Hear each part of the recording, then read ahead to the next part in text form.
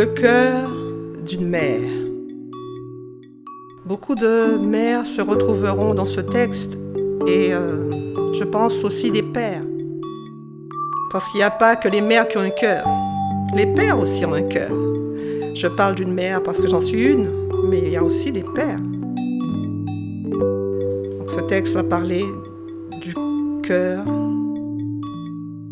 d'une mère. Le cœur d'une mère coûte cher. C'est un cœur qui ne sait que pardonner. Le cœur d'une mère pour ses enfants ne peut être comme le roc. Sa bouche peut parler, mais son cœur ne change pas. Elle aime même quand on l'oublie. Elle aime quand on ne la comprend pas. Elle aime toujours. Même dans ses colères, elle est amoureuse du fruit de ses entrailles, dans ses peines et ses incompréhensions. Le cœur d'une mère n'est pas qu'une maison où l'on séjourne pour un temps, mais un château fort où les trésors de ressources sont toujours là. Le cœur d'une mère aime chaque jour au réveil. Chaque matin, elle pense à ses fils et leurs soucis deviennent les siens.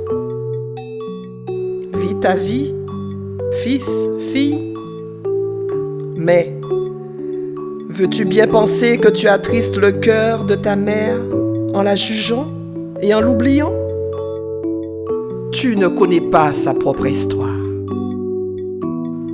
Alors, filles et fils, tenons-nous par la main pour des jours meilleurs et pour recommencer. Quelle mère au réveil ne pense pas comment vont leurs enfants? Bien qu'ils sont chez eux, ils ont leur vie, ils ont leur épouse, mais chaque matin, je me réveille et je pense à chacun de mes enfants.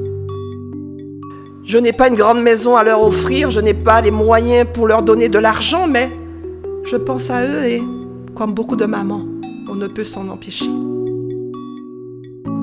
Et je n'ai qu'une pensée, tourner vers Dieu en disant: fais que mes filles soient les meilleures, les